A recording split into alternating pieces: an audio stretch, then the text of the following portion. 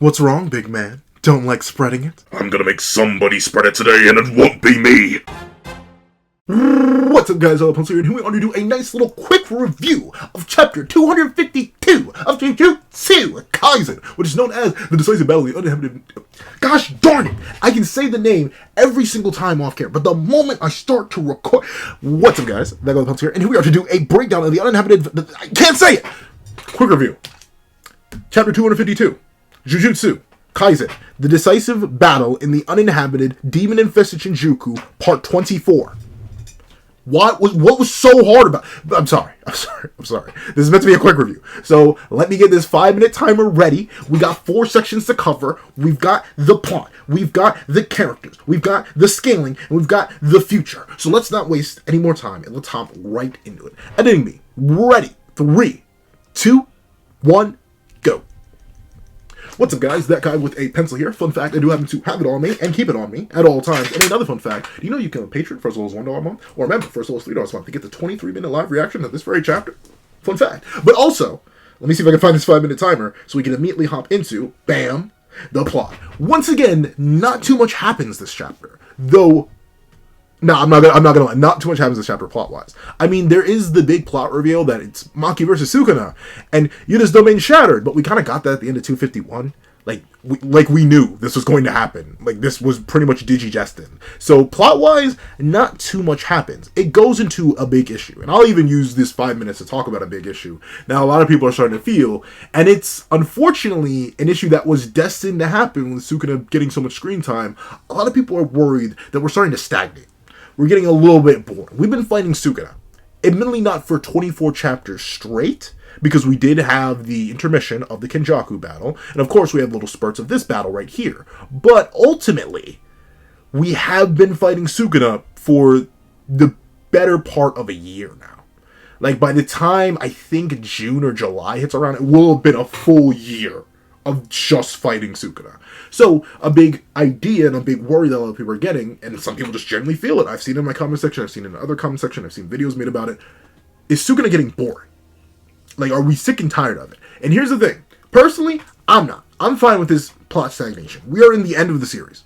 Like, I'm sorry, I don't see an arc happening after this one. I think we either beat Sukuna or we lose to Sukuna, and then that's the end of the story. We're in the final arc. There's no more plot progression that can happen, for one. For two, the consistent swapping out of characters is what has kept this battle interesting for me. Of course, we had the very, very extended battle against Satoru Gojo, but after that half, then the intermission with Kenjaku, we've been on a consistent swap. Kashimo got his run-in with Sukuna. Higuruma got his run-in with Sukuna. Yuda Kotsu had his 1v1 and then his run with Sukuna. Yuji Itadori has had his 1v1s and his runs with Sukuna. We have been consistently switching out. And of course, while the opponent has stayed the same, I think the plot has been balanced by the fact that every single character keeps rotating. No character so far has gotten like more than 3 chapters. Outside of Gojo, which everyone wanted in the first place. No one wanted Gojo versus Sukuna to be short. Like, whether you're a Gojo fan or a Sukuna fan or you're neutral on both, I don't think anyone wanted that fight to be short. So that fight taking as long as it did, starting in 220... I guess you could say 222. Let's just say 223, ending in 236. I think everyone's happy with the length of that fight. And the shorter fights, if anything, are causing problems for people. People don't like that Kashio went out quick. People don't like that Higuruma went out quick. People don't like that Itadori has been struggling. But on a plot level, I think this all fine, and it makes sense because of where we are narratively. If we still had more to do after this, and of course there still is more as in the merger, then maybe I'd be a bit more okay with it, but every single week that passes, I'm less and less confident in the merger actually happening, and every single week that passes, the more and more I'm convinced that we're just in endgame now. So this endgame making sense and being kept fresh by the consistent cycling of characters is what keeps it okay for me. That's what I like, and I think finally Gege is going to address that plot stagnation with the end of this chapter. Of course, this could just be a fake out. If you've been in the community for a while, been reading the past couple chapters, everybody and their mama, including my own mama, that mama with the pencil, had been saying Sukuna's gonna go all out. Sukuna's been going all out. He's gonna open a box. He's gonna do this. He's gonna do that. He's gonna do this. But if this chapter doesn't signify a shift in personality and dynamics, I don't know what will. And notably, we've run out of characters. Like, I hate to say it, but with the temporary, and I will admit temporary, the fact that Yuda Kotsu is presumably alive is a big plot development, but the temporary removal of Yuta Kotsu, the confirmation that Hakari Kinji has not moved from his spot, and the fact that Yuji Todori is currently recovering, we don't have any more characters we can pull out.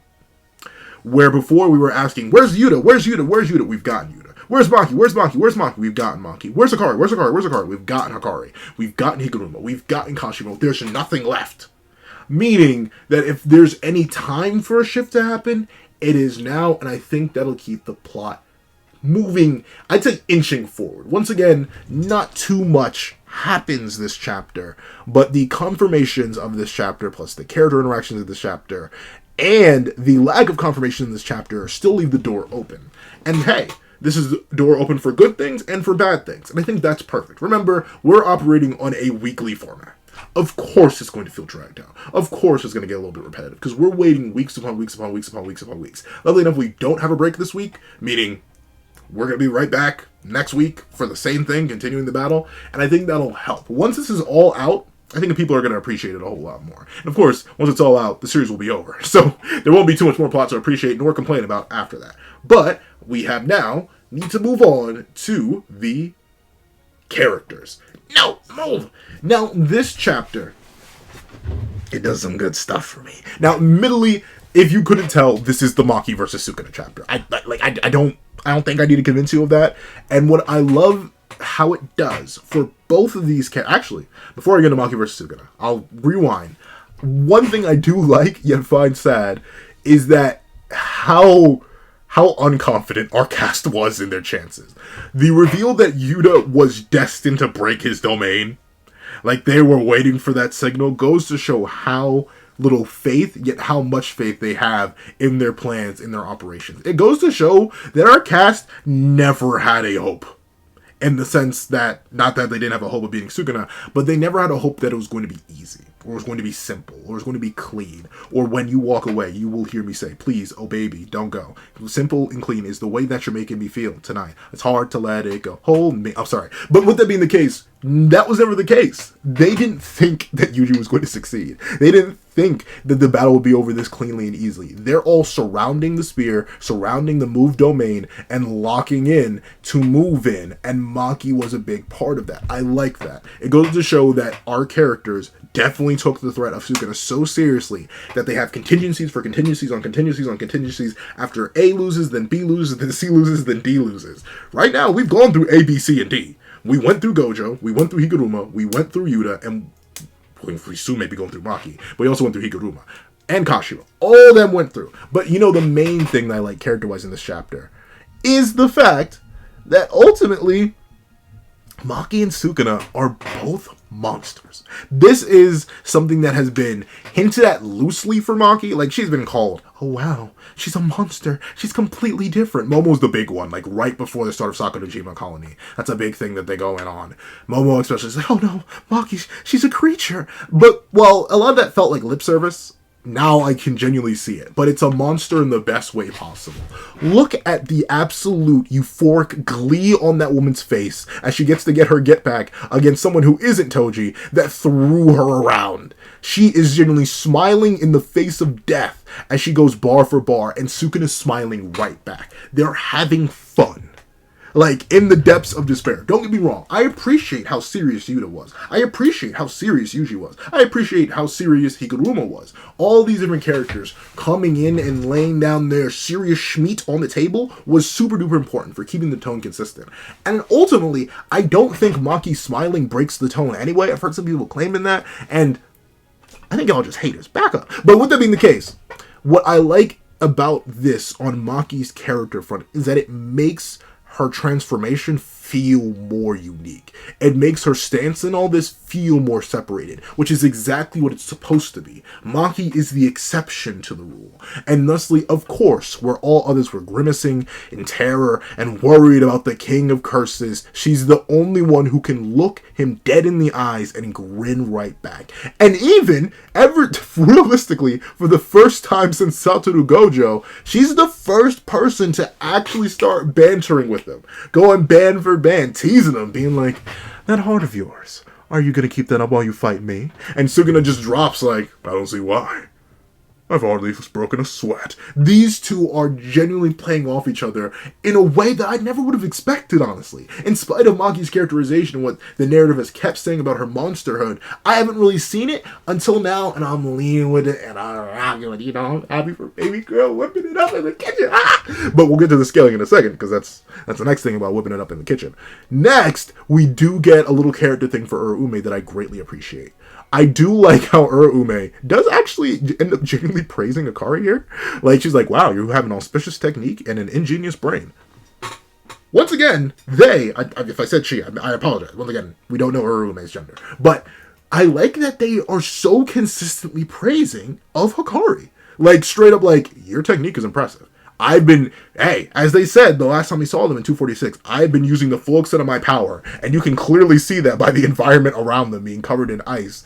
And while sure, Hikari's definitely taken more damage than Urume can also heal, and most likely has been healing, and they're genuinely giving compliments. Of course, that immediately goes into a correction of Ryomen Sukuna and how he is yet to go all out.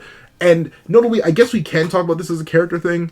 It's nothing new. We've known Sukuna's been messing around. Now, this statement does cause some issues that we'll talk about more in depth in the long-term review, because in the short-term review, if I were to go in the whole, like, Sukuna holding back thing, we would, and by we, I mean I would lose my mind. And also I'm out of time to talk about characters, so let's talk right about that scaling. Now, here's the thing. Once again, I will preface this, what I prefaced in the spoiler discussions, and ultimately what I'll preface in the long review, and all of that. This is the weakest variation of Sukuna that we've seen, presumably. Like, legitimately, bro still has brain damage, soul damage, lung damage, tongue damage, arm damage. Like, the man, he's in the trenches right now. Don't get me wrong. So, of course, everything that happens here still doesn't matter. Maki does not scale to Sukuna. She doesn't. She scales to this Sukuna, in terms of, like, reaction and combat speed. But even then, that's very questionable. Look, she goes to remove a chunk of Sukuna's torso. He casually dodges out the way. She goes to slash him numerous times. He weaves everything. So, like, don't get me wrong. In terms of scaling, I am not saying that Maki, and if you think she hasn't gotten any stronger since her Toji equivalency statement, Toji, I don't think they scale to Sukuna. I'm not that crazy. I'm crazy. I'm a Maki meat muncher. I'm a Toji toe taster, but I ain't that crazy. I ain't that stupid. That's not me. However, note this. Maki is the only character in the entire series outside of Big Raga and maybe Gojo Satoru himself to completely avoid a dismantle. One that she was likely warned about. This is the big thing. This is where the scaling could come into question, because note that Maki reacts not explicitly just to the dismantle, the strong dismantle, by the way, which should be a relatively full output dismantle, considering he does do a little chant to boost it back up, but she does hear twin meteors, and then hits the splits to dodge this. And she does not get hit. Note, Sukuna does not tag Maki this entire chapter, and outside the opening sneak attack, Maki does not tag Sukuna. These two are clearly relative in speed, while both... Well, I don't think Maki's holding back. Maybe she is, if she's messing around, but I highly doubt that. Sukuna's holding back. So still there's that, but the fact that she's the only character in the entire series, correct me if I'm wrong, outside of Big Raga, who reacted to and smacked the dismantle away, which still legally counts as tagging, I guess. I don't think we ever saw Big Raga, like, dodge a dismantle. He never did that. And I think Gojo, because once again, there's the contention of whether or not the dismantle that Sukuna fired out at the start of the Gojo versus Sukuna fight bounced off Infinity, or Gojo dodged it like that through perceiving it. But Maki being able to do this, which remember, Kashimo Hajime could not completely dodge a dismantle he was actively warned about, while he had extremely advanced perception.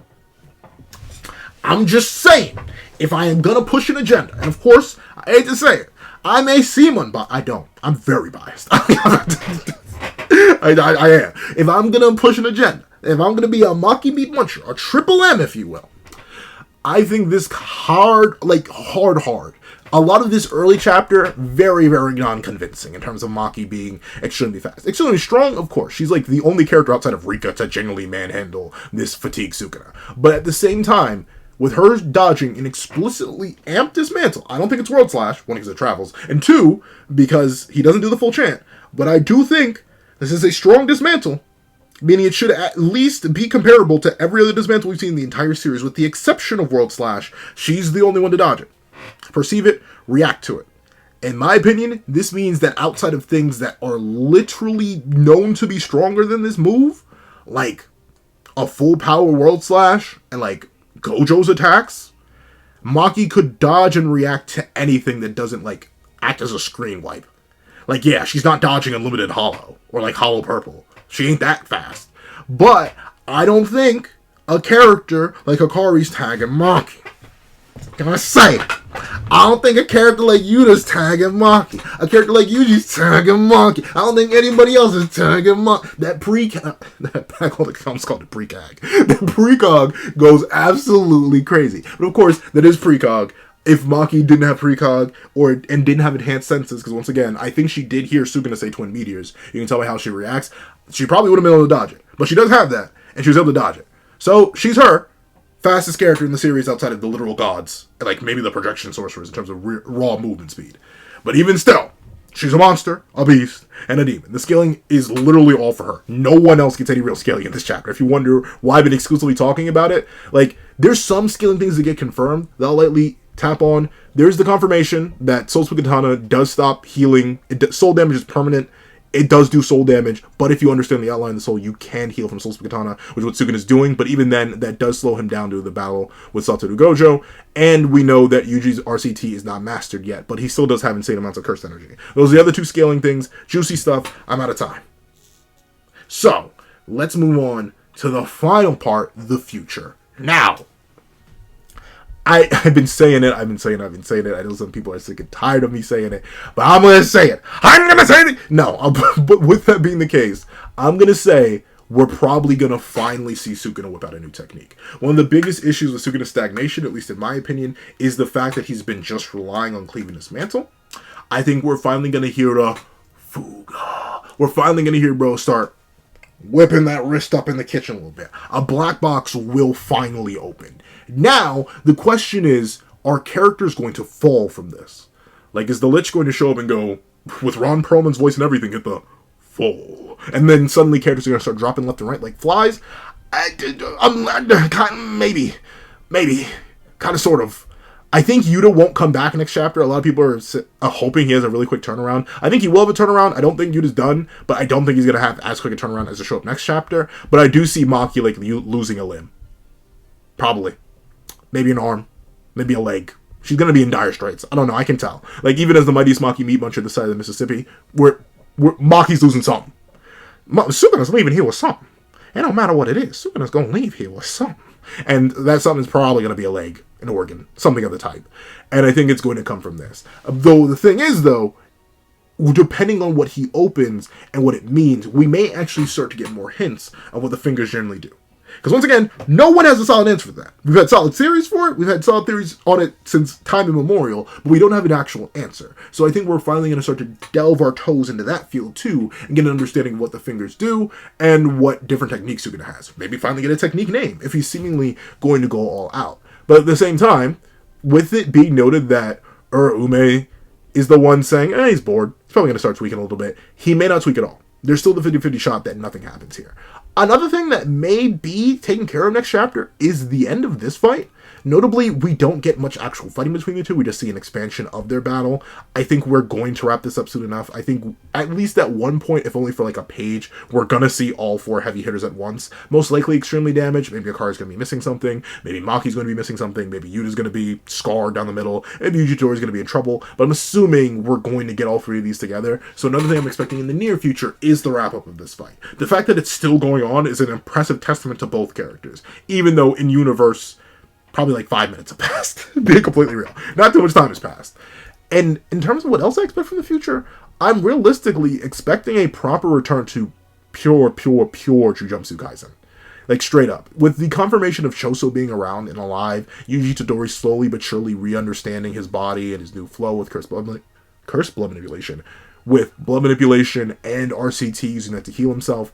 At first, what I expect is a staggered return of multiple characters. As Sukuna begins to generally tweak out, I could see everyone else hopping back in, being led by Yuji Todori, and then we're most likely going to start drip-feeding in other characters. Presumably Hakari Kenji first. He's most likely going to wrap up the Urume fight. Or Urume is going to drag the fight back to Sukuna. One of those two is going to happen. I think we're not gonna get a full dedicated chapter to Hikari versus Urumi at this point. We keep skipping away from it and or not touching on it. So I think that's up next for those two. And once again, Sukuna may finally actually start tweaking a little bit, which is what I'm most excited for from the future. Don't get me wrong, I love Maki. I like her more than I like Sukuna. I do finally need Sukuna to start cooking them. I do finally need everything to actually matter. Because that's the big thing.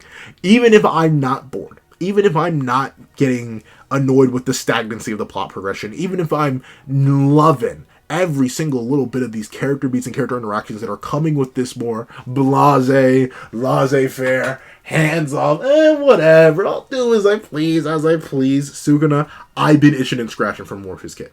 I've been needing it. And hopefully, I want it to be something new. That's the thing. A lot of people are looking for the flame arrow. I'm even low-key looking for the flame arrow, but I want new stuff. Let us fully get it. Explain the technique. Do everything. And take your time. There's no rush. I know Gay's trying to end this year, but they're also trying to end last year. Look at how that worked out. So I'm hoping that the time is taken, we properly flesh things out, we get to see what happens with the King of Curses. I know the prediction that y'all really want to hear from me. Do I think Maki's going to get got next chapter? No. No. I don't think so. I think extreme damage is going to happen to her. Like, she's probably going to lose a lip, but I don't think she's getting got. But of course, that's the Maki Beat Muncher in me. But what about you? What do you think about the chapter? What are you excited for? What do you think about the scaling, the plot progression, the writing, and more? Please let me know all that and more in the comment section down below. If you made it all the way to the end of this video, please leave the Ghost's Fury. Yeah, I think that works. Leave the Ghost's Fury in the comment section down below. I did thank you so much for watching. Please remember to leave a like, share, comment, and subscribe. And make sure you hit that little notification bell so you do not miss out on any videos that come to the channel. Also, I do happen to have a Patreon down below where you can support me for as low as $1 things like exclusive videos, early content, and more. You also become a member of the channel for as low as $3 a month to get the same perks and more. Some of those perks include the 23-minute live reaction to this very chapter, along with ad-free variations of all my videos, and if you become a $25 patron or a $25 member, you can order whatever video you want from me. Now, thank you so much for watching once again, and I hope you guys have a wonderful day. This is Daggle the Pencil, writing off.